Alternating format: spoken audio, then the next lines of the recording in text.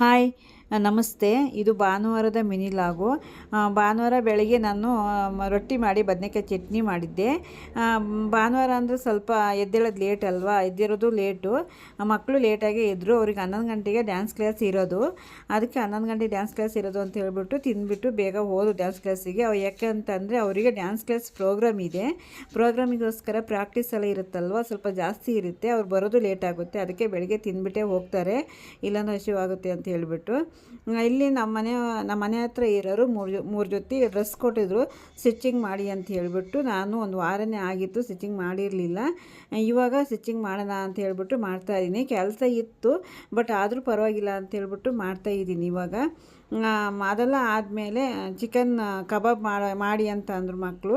ನಾನು chicken gravy ಮಾಡಿ ರಸಮ್ ಮಾಡೋಣ ಅಂತ ಅಂದ್ಕೊಂಡಿದ್ದೆ. ಮಕ್ಕಳೆಲ್ಲ ಚಿಕನ್ ಕಬಾಬ್ ಮಾಡಿ ಅಂತಂದರು. ಅದಕ್ಕೆ ಚಿಕನ್ ಕಬಾಬ್ ಮಾಡೋಣ ಅಂತ ಹೇಳಿಬಿಟ್ಟು ಚಿಕನ್ನು ನೀಟಾಗಿ ತೊಳೆದ್ಬಿಟ್ಟು ಅದಕ್ಕೆ ಬೆಳ್ಳುಳ್ಳಿ ಪೇಸ್ಟು ಒಂದು ಮೊಟ್ಟೆ ಹೊಡೆದಾಕ್ತೀನಿ. ಆಮೇಲೆ ರುಚಿಗೆ ತಕ್ಕಷ್ಟು ಉಪ್ಪು ಹಾಕಿ ಚಿಕನ್ ಕಬಾಬ್ ಪೌಡ್ರ್ ಹಾಕ್ತೀನಿ. ಅದಕ್ಕೆ ಸ್ವಲ್ಪ ಆಯಿಲ್ ಹಾಕ್ಬಿಟ್ಟು ನೀಟಾಗಿ ಮಿಕ್ಸ್ ಮಾಡ್ತೀನಿ. ನೀಟಾಗಿ ಮಿಕ್ಸ್ ಆಗೋವರೆಗೂ ಮಿಕ್ಸ್ ಮಾಡಿ ಸ್ವಲ್ಪ ಸೈಡಲ್ಲಿ ಎತ್ತಿಟ್ಬಿಟ್ಟು ಸ್ವಲ್ಪ ಹೊರಗಡೆ ಹೋಗ್ಬೇಕಾಗಿತ್ತು. ಹೊರಗಡೆ ಸ್ವಲ್ಪ ಕೆಲಸ ಇತ್ತು, ಮಕ್ಕಳಿಗೆಲ್ಲ ಥಿಂಗ್ಸ್ ಎಲ್ಲ ಇರಲಿಲ್ಲ. ಅದಕ್ಕೋಸ್ಕರ ಹೋಗೋಣ ಅಂತ ಹೇಳ್ಬಿಟ್ಟು ರೆಡಿ ಆಗ್ತಾ ಇದ್ದೀವಿ.